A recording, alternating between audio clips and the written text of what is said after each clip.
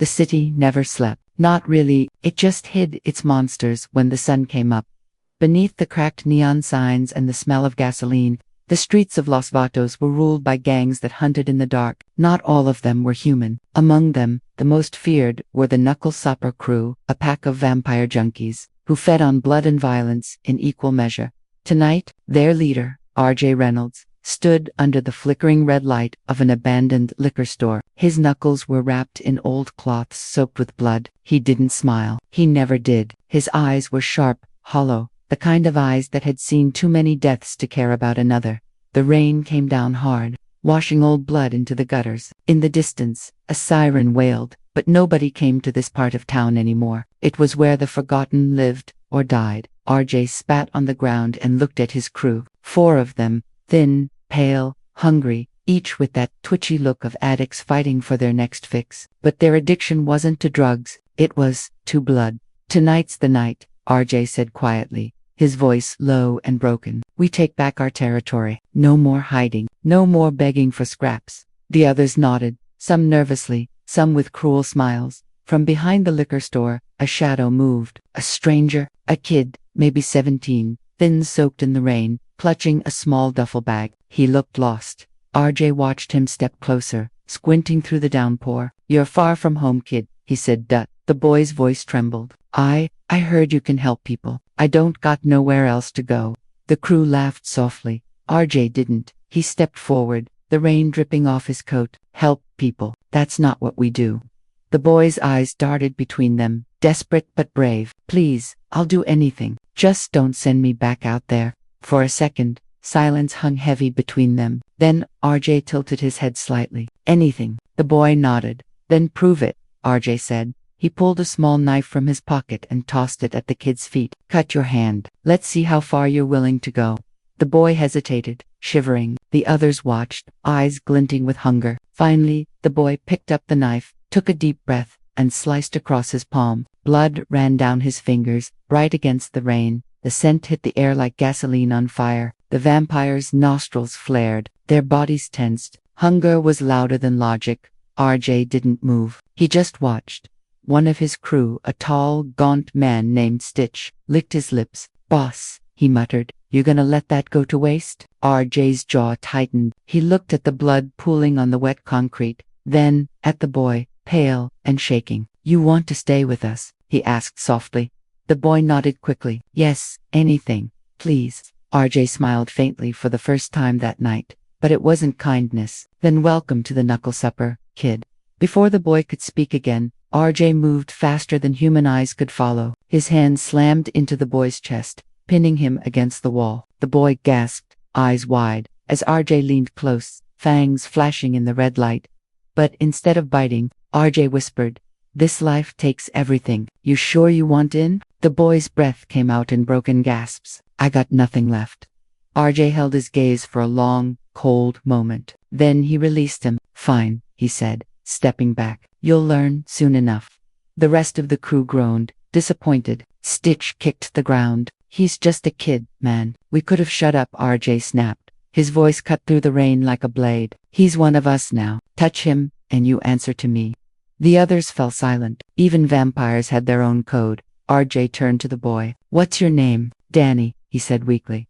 "Danny," R.J. repeated. "You stay close. Do what I say. And whatever you do, never go near the east side. Not after dark." Danny frowned. "Why not?" R.J. looked away, his jaw tight. "Because that's where the Grinners hunt." Danny didn't ask again, but the name hung in his mind like a curse. The Grinners. Another gang. Another nightmare. As the night deepened, thunder rolled across the sky. The crew vanished into the rain, heading toward their territory, the place they called the Nest. Danny followed, his heart pounding, unsure whether he had escaped danger or walked straight into it.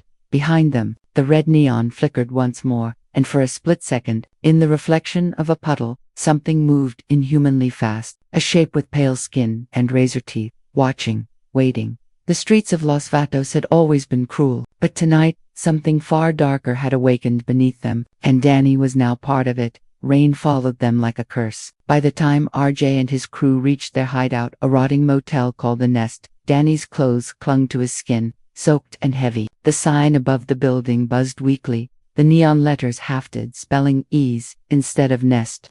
Inside, the air reeked of mold, blood, and old cigarette smoke. A few broken lamps flickered along the hallway, throwing long, crooked shadows across the stained walls. Every door had been kicked in at some point. Every carpet was stiff with something dark that had long dried. "This is home," Stitch said, smirking as he dropped onto a filthy couch. "Welcome to the family."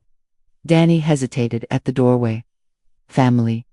The word felt wrong here. He could hear distant dripping, steady, rhythmic, somewhere deeper in the motel. He tried not to think about what it might be. RJ walked past him without a word, heading into a back room. The others scattered, some laughing, others arguing about where to find their next meal.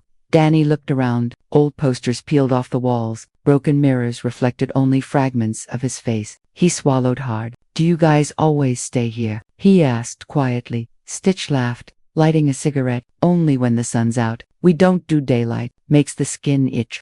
Danny forced a small nod, pretending to understand, but inside, a cold realization crept in. These weren't normal gangsters. They were something worse, something that wore human faces but didn't belong among humans. In the back room, RJ sat at a cracked table, sharpening a blade. The metal gleamed under a single hanging bulb. He didn't look up when Danny entered. "Sit," RJ said simply. Danny obeyed. The chair groaned beneath him. "You said you've got nothing left," RJ said, not looking up. "That's good. Makes it easier." "Easier for what?" Danny asked, voice trembling slightly. "To belong," RJ replied, his tone flat. "You can't join us with half a soul. You give it all, or you get nothing." Danny frowned. "I'm not sure I understand." RJ set the knife down and finally met his eyes. "You will." For a long moment, neither of them spoke. The only sound was the slow hum of the dying light. Then, from the next room, a sudden scream tore through the air, short, sharp, and horribly human. Danny jumped to his feet. "What was that?" RJ didn't move. "Dinner," he said quietly. Danny froze as Stitch entered. Blood splattered across his face. "We got one, boss. Drifter from the highway. Says he won't tell anyone." He grinned, showing sharp, red-stained teeth.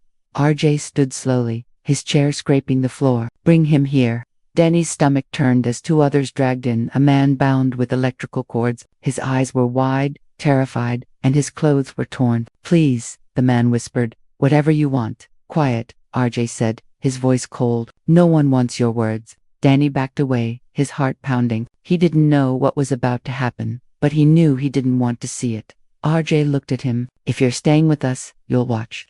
Danny shook his head. I can't. You said you had nothing," RJ said sharply. "Then learn what that means." And before Danny could speak again, RJ moved. The motion was almost too fast to see. 1 second he was still, the next his fangs were buried deep in the man's neck. The sound was wet, animalistic, a desperate feeding that filled the room with the smell of blood. The others watched eagerly, waiting for their turn. When RJ pulled away, his mouth glistened red. He wiped it with his sleeve and stepped back. "He's yours," he said. The crew dove in like wolves. Danny turned away, trembling, bile rising in his throat. The sound of flesh tearing, bones cracking, and soft, horrible laughter filled the air. He stumbled into the hallway, gasping for breath. He wanted to run, but his legs wouldn't move. Then, from the shadows at the end of the hall, he heard a whisper, soft, almost too faint to notice. "Get out, before they smell your fear."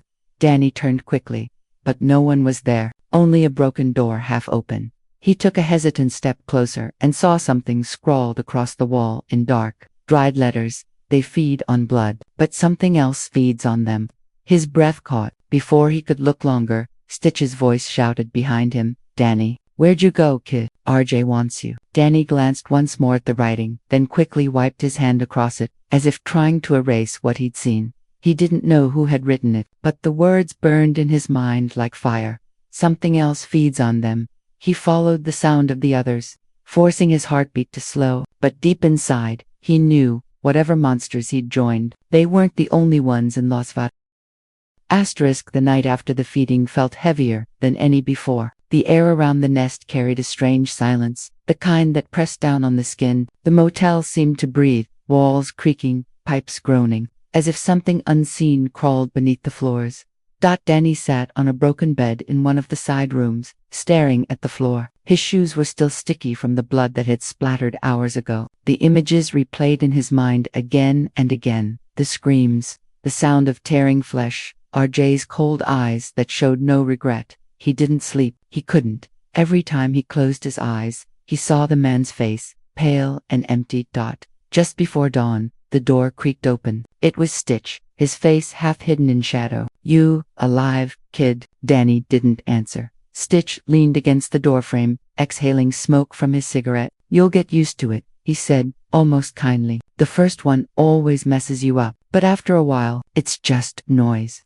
Danny looked up. "How can you say that? He was just a meal," Stitch interrupted, his tone flat. "You want to survive out here. You stop thinking of them as people." Danny's throat tightened. "And what about you? You still think you're a person?" For a moment, Stitch's expression changed, a flicker of something human. Then, it vanished. "Go get cleaned up," he said. "RJ wants everyone ready by sundown. We're going hunting tonight." "Hunting?" Danny asked, unease crawling through his chest. Stitch grinned, a wide, crooked smile that didn't reach his eyes. "You'll see soon enough." By the time night fell, the crew gathered near the back exit of the nest. The city lights glowed faintly in the distance, but here the world was all shadows and whispers. RJ stood at the front, dressed in his long black coat, blood-stained knuckles wrapped in tape. "We've got a problem," he said. "The Grinners have been seen on our side again." Danny listened quietly. The name he had heard the night before echoed in his head. "The Grinners. They took out 2 of ours last week," RJ continued. "Left them hanging under the bridge like meat for display, faces carved open from ear to ear." The others murmured curses. Stitch spat on the ground. "They think they can scare us." RJ's gaze was cold. "They don't scare me, but we send a message tonight. No one touches Knuckle Supper territory." He turned to Danny. "You're coming with us." Danny froze. "Me? You wanted to belong, right?" RJ said. "Time to earn it." The streets of Los Vatos looked different at night, emptier, sharper, alive. The crew moved through the back alleys like shadows, silent except for the crunch of gravel under their boots. Danny followed close behind Stitch, trying to keep his breathing quiet. His heart hammered in his chest. Every dark corner looked like it was hiding something. "Who are they?" Danny whispered. Stitch said, "They used to be like us. Same hunger, same sickness. But something went wrong." "Wrong how?" "They stopped feeding on people," Stitch said, his voice dropping lower. "Now they feed on us." Danny stopped walking for a moment, chills running down his spine. "On vampires." Stitch nodded. "They like the taste. Makes 'em stronger, crazier. They cut their mouths wide so the blood pours faster. You ever see one, you'll know. You can smell the rot before you see the grin." Danny swallowed hard, his mouth dry. "And we're going after them." Stitch smirked. RJ doesn't back down. Ever. They reached the old industrial district, rows of abandoned warehouses stretching like skeletons under the moonlight. RJ raised his hand, signaling the group to stop. "This is where they nest," he said quietly. "Stay sharp." The crew spread out. Danny's nerves were on fire. Every sound, a dripping pipe, a rustling bag, the creak of metal, made him flinch. Inside one of the warehouses, the smell hit them first. Thick, metallic, and sweet. Blood, old and new. RJ stepped forward, pushing open a half-broken door. The scene inside made Danny's stomach twist. Dozens of bodies, some human, some not, were hanging upside down from chains. The skin on their faces had been torn from ear to ear, their mouths stretched into grotesque smiles. "The Grinners," Stitch whispered. Then, from the shadows, came laughter. It wasn't human. It was wet, guttural, and wrong. Danny froze as figures stepped into the pale moonlight filtering through broken windows. They were tall, thin, their skin gray and cracked like old stone. Their mouths, or what was left of them, were split open, revealing jagged teeth and black gums. One of them tilted its head and grinned wider. "Welcome, supper." Before anyone could react, the creatures moved faster than the eye could follow. One lunged at the crew, slamming Stitch into the wall. Another tore through one of the others, blood spraying across the concrete floor. RJ roared, grabbing a rusted pipe and smashing it into a Grinner's skull. The creature screamed, black blood spilling out, but it didn't fall. It laughed.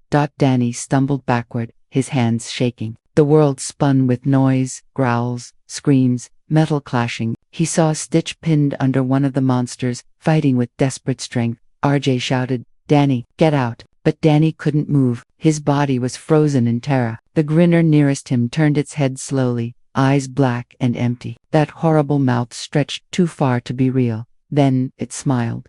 Danny ran. He bolted through the warehouse doors, sprinting into the night, the sound of laughter chasing him into the streets. He didn't look back. Behind him, the screams faded into the wind, replaced by one single echo that stayed in his head long after he stopped running. They feed on blood, but something else feeds on them. Danny ran until his lungs burned. The streets of Los Vatos twisted like a nightmare. Every alley the same wet pavement, blinking lights, and walls breathing with graffiti that looked alive in the rain. Somewhere behind him, distant screams still echoed, fading into the sound of thunder. He didn't know who had survived the ambush. He didn't want to know. His shoes slapped against the ground as he darted through an underpass. Water dripped from broken pipes above. The air smelled of rust and sewage. His heartbeat was so loud he almost didn't hear it. A low hiss. Somewhere behind him he froze. The echo came again. Not a hiss. A laugh. That same wet, broken laugh from the warehouse. Danny's breath hitched. He pressed himself against the wall, his fingers trembling. His reflection shivered in a puddle at his feet, distorted by ripples. For a second, another reflection appeared behind him, gray skin, black eyes, that horrible grin, then it vanished. He bolted. He tore down the alley, past trash bins and abandoned cars, until his foot caught on a loose wire. He fell hard, scraping his knees,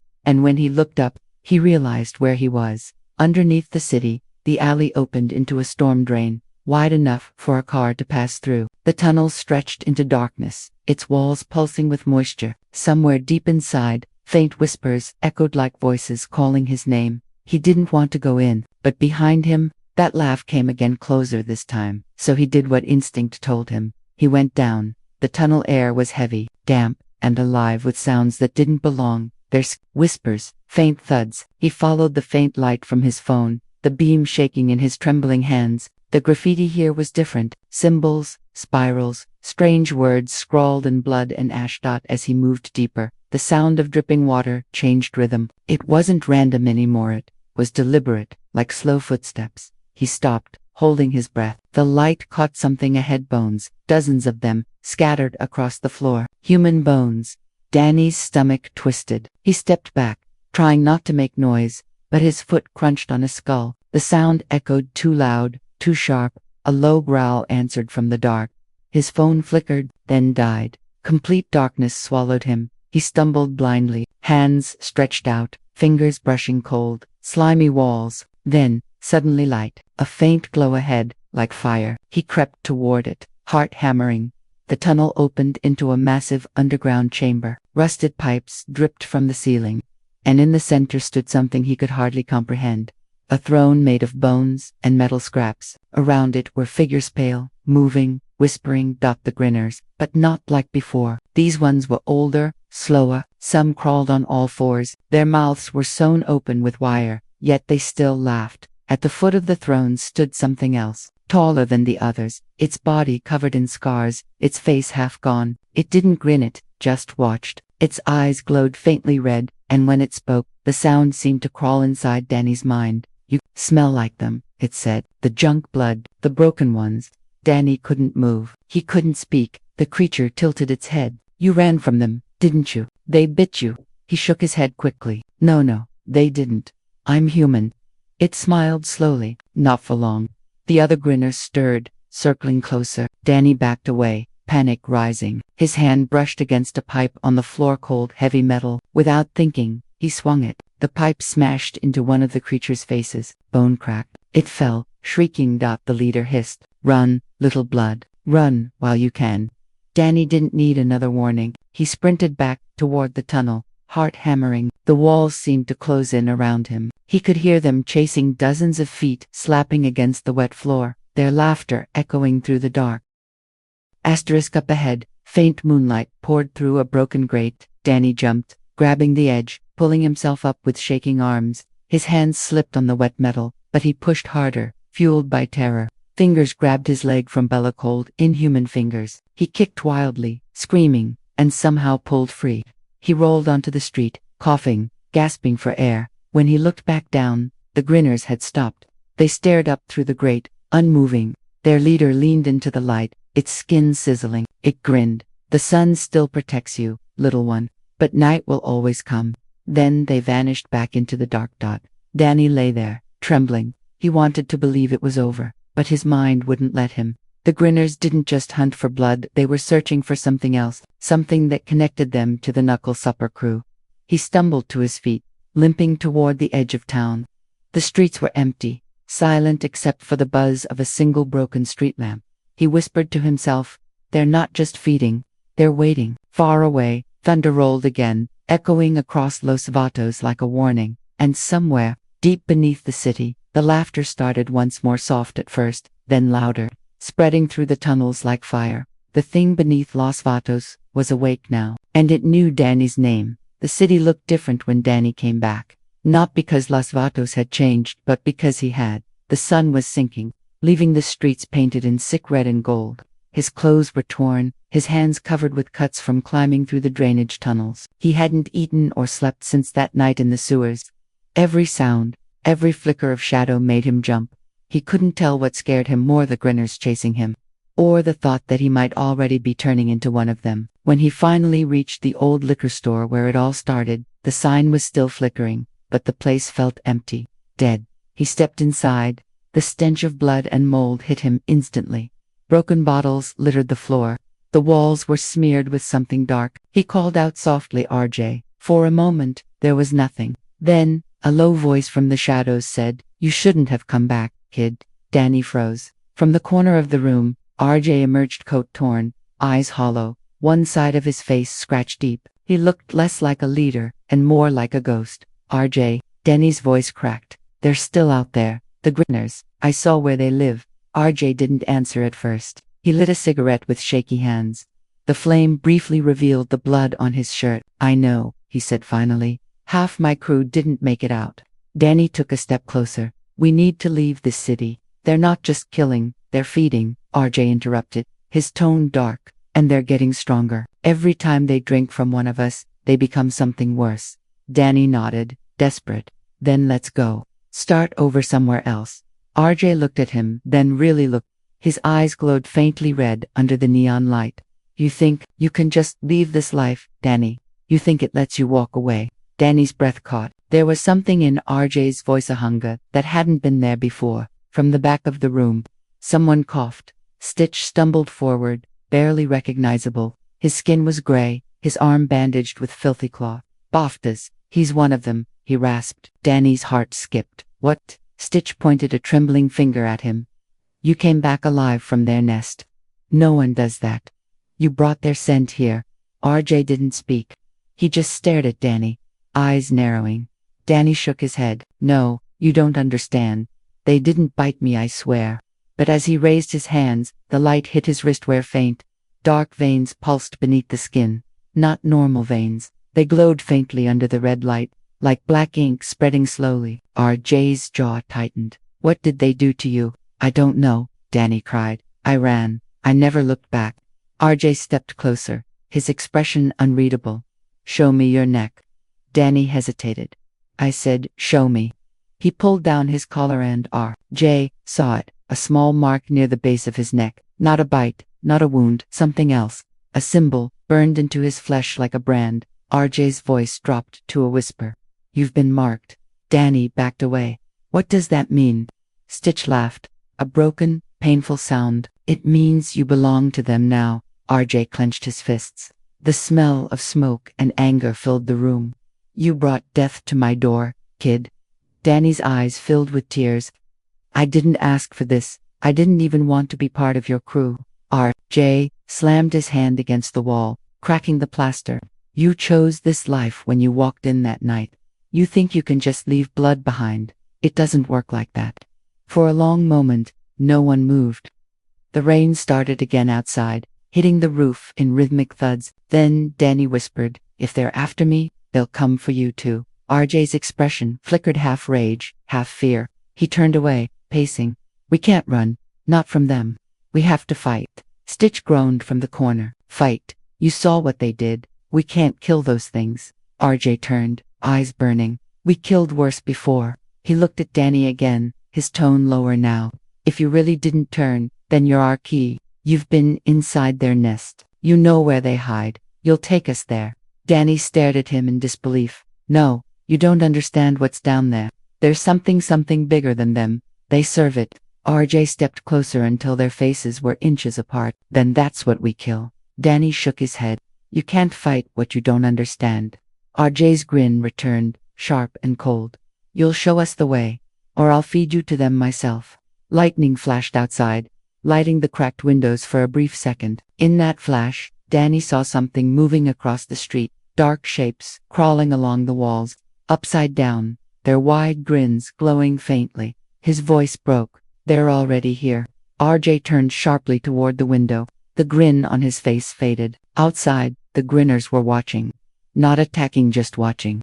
Dozens of them, their mouths stretching wider than any humans could. RJ whispered. They found you. Danny whispered back. No, they found us. And as thunder split the night sky, one of the creatures placed a hand against the glass and smiled. The hunt wasn't over. It had just come home. Rain hammered the roof of the nest like 1,000 nails. Thunder cracked above the city, and the flickering lights of the motel buzzed in and out, a heartbeat of dying electricity. Inside, RJ stood by the window, staring out into the storm. Beyond the glass, dozens of Grinners crept across the street, their limbs bending wrong, their wide mouths glistening with black saliva. Some crawled on all fours, others walked upright, swaying like broken marionettes. They're not waiting this time, Stitch whispered. They're hunting. RJ didn't blink. Then we hunt back behind them. The crew prepared for war. They had nothing fancy, just chains, bats, knives, and old pipes.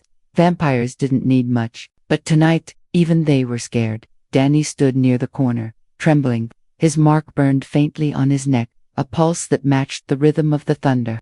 It was like the thing inside the mark knew the Grinners were close. It was alive. RJ turned to him. You feel them, don't you? Danny hesitated. Yes, they're not just outside, they're calling. Then we use that, RJ said. You're our bait. They want you. They'll come straight for you. Danny's eyes widened. You can't be serious. Stitch let out a dark laugh. Oh, he's serious, kid. He's always serious. Lightning flashed, and the first Grinner slammed against the glass, cracking it. Another hit the door, then another. Within seconds, the whole building shook under the assault. Positions, RJ shouted. The vampires spread out, forming a rough line across the lobby. The air filled with the sound of scraping claws, shattering glass, and low, wet laughter. Then, the power went out. Darkness swallowed everything. For a moment, there was silence. Then, chaos erupted. The front windows exploded inward as the Grinners poured through, their teeth gleaming in the lightning. The vampires met them head-on, snarling, swinging weapons, tearing into pale flesh. The room filled with screams, blood, and the smell of burning wood. Danny ducked behind a broken table as one of the Grinners lunged at him, its mouth stretched impossibly wide, skin splitting at the corners. He grabbed a pipe from the floor and swung wildly, smashing its jaw. The creature shrieked, black blood spraying across his face. Another one grabbed him from behind, pulling him down. He fought, kicking, punching, until RJ appeared, his hand shooting out, ripping the creature's throat open with his bare fingers. Stay with me, RJ yelled. Danny scrambled to his feet. They're everywhere. Good, RJ growled. Then none of them leave alive. For several minutes, the fight raged like a storm. Stitch impaled one of the Grinners with a metal rod, only to be tackled by another. The walls dripped red and black. The floor became slick with blood. But no matter how many they killed, more came. The laughter never stopped, overlapping voices that rose and fell in perfect rhythm, like a chant. Then, through the madness, Danny heard something else, a voice inside his head. You're one of us now, he stumbled, clutching his neck. The mark burned like fire. His vision blurred. The sound of battle faded, replaced by whispers. He saw flashes, the tunnels, the throne of bones, the red-eyed creature from below. It was calling to him. Bring them to me, he screamed, dropping to his knees. The world twisted. RJ grabbed him by the shoulders. Danny, focus. What's happening? They're not after me, Danny gasped. They're after you. RJ frowned. What? They used me, the mark. It's a beacon. They're not hunting me. They're tracking you through me. As if to confirm it, the ceiling above them cracked open. A massive Grinner dropped down twice the size of the others, its skin stretched tight across bone, eyes glowing red. It landed with a thud. and the floor shook. The room went dead silent. Even the laughter stopped. RJ stepped forward, jaw clenched. "You must be their king." The creature tilted its head, that awful grin splitting wider. "Not king," it said in a voice that was half hiss, half echo. "We are what you left behind."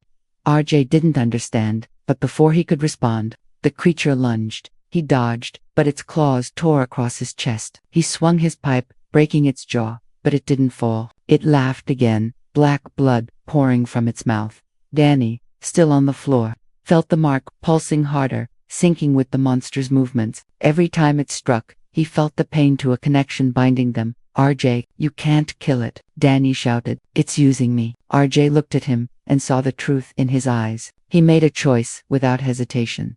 "Then, I'll kill you first," he said softly. Dottie froze. What? RJ lunged, grabbing him by the throat. "If it means stopping this thing, I'll do it myself." Danny struggled, tears mixing with rain and blood. "Please, don't." Before RJ could strike, Stitch tackled him to the ground. "No, Boff, he's not the enemy," RJ roared, throwing Stitch off. The Grinner King laughed again, delighted by the chaos. And then the roof gave way. Lightning flashed through the open ceiling, illuminating everything in brilliant white. The Grinner King turned its gaze upward, screeching in pain. The light burned its flesh, smoke rising from its body. Danny's instincts took over. He grabbed a broken pipe, jammed it into the wall, and yanked down a loose wire. Sparks exploded, and the metal beam struck the creature. Electricity tore through the air, lighting up the entire lobby. That the Grinner King screamed, a sound that rattled every bone in the building, and exploded into black mist. When the smoke cleared, silence returned. The rain fell softly through the broken roof, hissing against blood and ash. RJ dropped to his knees, breathing hard. Stitch lay motionless nearby. Danny stood shaking, his neck still glowing faintly. RJ looked up at him. "What are you?" he whispered. Danny didn't answer. He just stared at his hands, the veins darker now, almost black. The mark still pulsing. Outside, the laughter of the remaining Grinners faded into the distance, but deep beneath the streets, something else stirred. The war wasn't over, it had only shifted. The storm had passed, but Los Vatos was drowning in silence. The streets, once filled with noise and neon, were now coated in ash, broken glass, and dried blood. The nest stood like a tomb, its windows shattered, walls blackened by smoke, and the faint smell of burnt flesh seeping into the night air. Inside, Danny sat on the floor beside a broken window, staring at his reflection in a puddle. The water rippled as his hand trembled above it. His eyes weren't the same anymore. Faint red veins ran through them, glowing softly like embers dying in the dark. He didn't feel human. He didn't feel vampire. He just felt wrong. Behind him, RJ limped toward the couch, holding his side where the Grinner King's claws had torn him open. He looked pale, weaker than Danny had ever seen him. The old fire in his eyes had dimmed. Stitch was gone. Half the crew was dead, and the survivors had scattered into the night, too afraid to return. "You should have left when you had the chance," RJ said hoarsely, lighting a cigarette with shaking hands. "Now there's nothing left worth saving."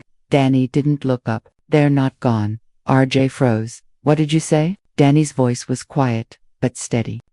"They're still alive. I can feel them." RJ narrowed his eyes. "That mark on your neck, it's not just a mark," Danny interrupted. "It's a connection. Every time they move, I feel it. They're under the city again, rebuilding, but they're different now, stronger." RJ crushed his cigarette under his boot. "Then, we finish it. We burn every tunnel, every hole they hide in." Danny finally turned to face him. His voice was calm. "You don't understand. They want you to come. They're calling us back." RJ took a step closer. "They can call all they want. I'll answer with fire." Hours later, they stood once again at the mouth of the storm drain, the same place where Danny had first seen the darkness below. This time, the air was colder, the silence thicker. RJ carried a shotgun loaded with silver shells and a small canister of gasoline strapped to his back. Danny walked beside him, hood up, hands buried in his jacket. His veins still pulsed faintly, matching the rhythm of something deep beneath the ground. "Once we go down," RJ said, "we end this. No turning back." Danny didn't reply. He just whispered, "It's already too late." They descended into the tunnels, their footsteps echoing off the wet concrete. The smell of rot hit them instantly. Strange markings covered the walls, the same spiral symbols Danny had seen before, but now glowing faintly red, like veins running through the stone. The deeper they went, the louder the whispers grew. Not words, just laughter, faint and distant. RJ gripped his weapon tighter. Stay behind me. Danny didn't. He kept walking forward, drawn by something invisible, something that pulsed inside his skull like a heartbeat that wasn't his own. They reached the chamber at last. The throne of bones was gone. In its place stood a pit, deep, wide, and glowing faintly from within. The walls were slick with blood, and from inside the pit came movement, dozens of shapes crawling, shifting, forming together like a living mass. RJ stepped back. What in hell is that? Danny's voice trembled. It's not hell, it's home. RJ turned sharply toward him. What did you just say? Danny looked at his hands. The veins were black now, spreading like cracks. When the king died, something came through me. The mark wasn't just a curse, it was a door. RJ raised his gun. Don't make me do this, kid. Danny met his eyes and smiled, but not his usual smile. It was sharper, hungrier. You can't kill what's already dead, RJ. Before RJ could pull the trigger, the ground beneath them shook. From the pit, a wave of black mist surged upward, taking shape not one creature, but hundreds, crawling over each other, merging into one giant form. It had no face, just hundreds of grinning mouths, stitched together, all whispering the same word, Danny. The sound pierced his head like a blade. He screamed, clutching his skull. RJ fired into the mass, the shotgun echoing like thunder. Silver shells tore through the creature, but it only laughed. Its shadow spread up the walls, swallowing everything in darkness. Dotney fell to his knees. It's too strong. Then fight it, RJ shouted. Whatever's left of you, fight. Danny looked up, tears mixing with blood. I can't. RJ dropped the shotgun, grabbed him by the collar, and shook him. Yes, you can. You're not one of them. Danny's breathing slowed. Then, what am I? RJ held his gaze. You're what they fear. Something inside Danny snapped. The mark on his neck flared white hot, and for the first time, the laughter in his head screamed in pain. He stood, his body trembling, light pouring from his veins like fire. The Grinner mass recoiled, its mouths shrieking. Donnie stepped forward, his voice shaking but full of power. You want me? Then take me. He slammed his hands into the ground. Light exploded through the tunnels, blinding, pure, and violent. The air roared as the pit collapsed, swallowing the screams of the creatures below. RJ shielded his face, shouting Danny's name, but the light drowned everything. Then, silence. When RJ opened his eyes, he was lying on the street outside. The storm had stopped. The air was still. The sun was rising over Los Vatos for the first time in what felt like years. The tunnel entrance was gone, buried under concrete and rubble. Danny was nowhere to be found. RJ sat there, staring at the sunrise, smoke curling from his coat. He didn't know if Danny was alive, dead, or something in between. But one thing he did know, the laughter was gone. For now, he stood, looking toward the city. If you're still out there, kid, he muttered, make sure you stay hungry. The world's not done with monsters yet. The light of dawn washed over his blood-stained face, but his shadow, long and sharp, stretched behind him, far into the ruins of Los Vatos. And for a moment, just before the wind shifted, RJ thought he heard it, a single whisper carried from somewhere deep below the ground. Supper time.